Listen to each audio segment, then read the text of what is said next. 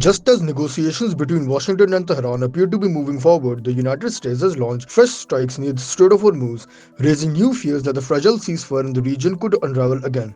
The strikes targeted what the US military described as Iranian threats near the strategic waterway, even as senior Iranian officials traveled to Qatar for another round of talks aimed at ending the war. According to US Central Command, the strikes were carried out in self-defense to protect American forces. A CENTCOM spokesperson said targets included Iranian missile launch sites and boats allegedly attempting to lay naval mines near the Strait of Hormuz. Iranian media reported explosions in Bandar Abbas, a key southern port city located close to the strait. The attacks come despite a Pakistan-mediated ceasefire that was technically remained in place since April 8th. Washington says the operation was limited and defensive, but the timing is significant because it happened just as diplomacy appeared to be gaining momentum. Earlier in the day, Iran's foreign ministry said a large portion of issues with the US had been resolved, but spokesperson Ismail Baghai stressed that a final agreement was still not close. He said Iran's immediate priority remains ending the war, not negotiating detailed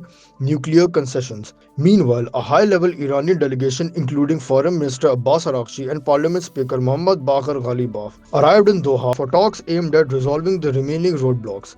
US President Donald Trump also struck a mixed tone.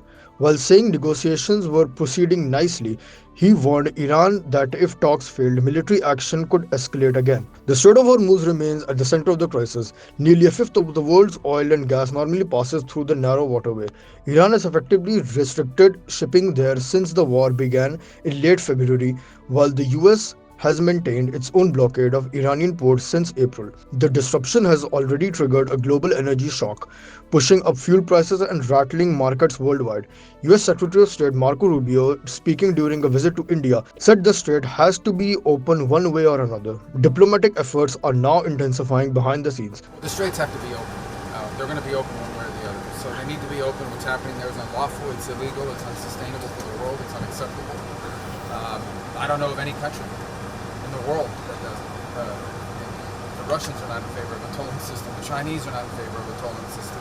I mean, there's no country in the world that's in favor of a tolling system except the regime in Iran. So that's not acceptable. That cannot happen. The straits need to be open, unimpeded, without tolls, and obviously that needs to happen immediately as soon as anything's agreed to.